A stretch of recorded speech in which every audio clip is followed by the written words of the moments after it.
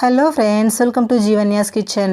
Friends, இன்றைக்கி நம்ம ஒன்றோட ஒன்று ஒட்டாமல் நல்லா உதிரியாக நல்லா டேஸ்டியாக இருக்கிற மாதிரி சேமியா உப்புமா எப்படி செய்கிறதுன்னு பார்க்க போகிறோம்.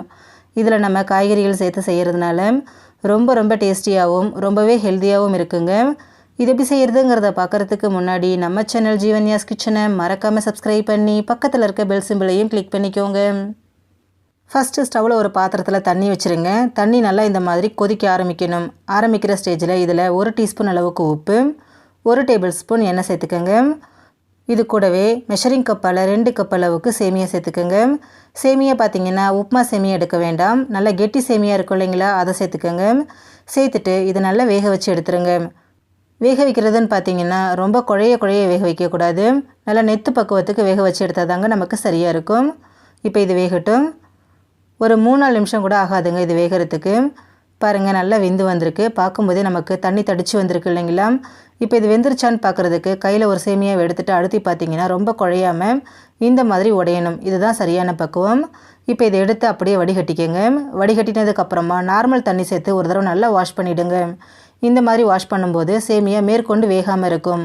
இப்போ இதை அப்படியே ஒரு பிளேட்டுக்கு மாற்றி வச்சுடுங்க. இது ஒரு பக்கமாக இருக்கட்டும். இப்போ ஸ்டவ்வில் கடாய் வச்சுட்டு அதில் 2 டேபிள் ஸ்பூன் எண்ணெய் சேர்த்துக்கோங்க. எண்ணெய் சூடானதும் இதில் 2 டேபிள் ஸ்பூன் அளவுக்கு வேர்க்கடலை சேர்த்துக்கோங்க. சேர்த்துட்டு இதை நல்லா வறுத்து எடுத்துருங்க. நான் இன்றைக்கி பச்சை வேர்க்கடலை சேர்த்துருக்குறேன். ஒருவேளை நீங்கள் வறுத்த கடலை சேர்க்குறதா இருந்தாலும் ஒரு டைம் எண்ணெயில் சேர்த்துட்டு கொஞ்சம் சூடு காட்டி எடுத்துக்கோங்க. அப்போ தான் நல்லா கிறிஸ்பியாக இருக்கும்.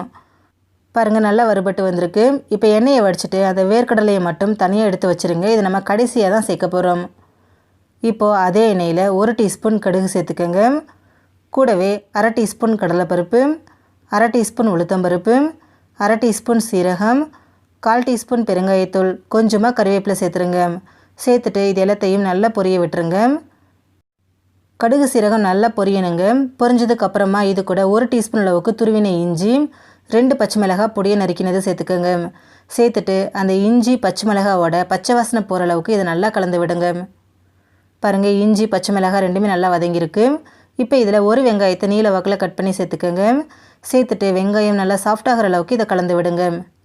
வெங்காயம் நல்லா சாஃப்டாக வதங்கி வந்திருக்கு. இப்போ இதில் 1 கேரட்டை பொடியை நறுக்கி சேர்த்துக்கோங்க. கூடவே 1 குடமிளகாய் பொடியை நறுக்கினது, 1/4 கப் அளவுக்கு ஃப்ரெஷ்ஷான பச்சை பட்டாணி, 3/4 டீஸ்பூன் அளவுக்கு உப்பு, 1/4 டீஸ்பூன் மஞ்சள் பொடி சேர்த்துக்கோங்க. சேர்த்துட்டு ஒரு 3-4 நிமிஷம் ஸ்டவ்வை மிதமான தீயிலேயே வச்சுட்டு இதை நல்லா கலந்து கொடுங்க. நம்ம சேர்த்துருக்கக்கூடிய காய் எல்லாமே அந்த எண்ணெயிலேயே வதங்கி ஓரளவுக்கு நல்லா வெந்து வரட்டும்.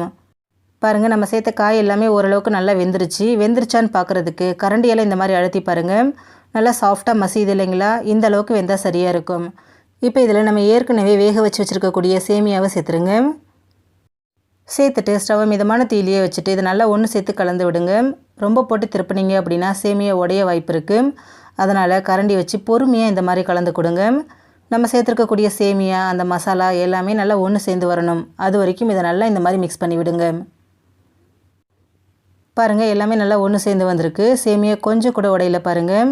இப்போ இதில் வறுத்து வச்சுருக்கக்கூடிய வேர்க்கடலை, 1/4 கப் அளவுக்கு துருவின தேங்காய், 2 டீஸ்பூன் அளவுக்கு லெமன் ஜூஸ், கொஞ்சமாக பொடியை நறுக்கின மல்லி இலையை சேர்த்துருங்க. சேர்த்துட்டு இதையும் நல்லா ஒன்று சேர்த்து கலந்து விட்டுருங்க.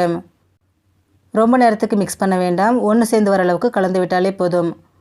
அவ்வளோதான். பாருங்கள், நமக்கு ரொம்ப சிம்பிளான முறையில் நல்லா டேஸ்டியான சேமியா உப்புமா ரெடி ஆகிடுச்சு.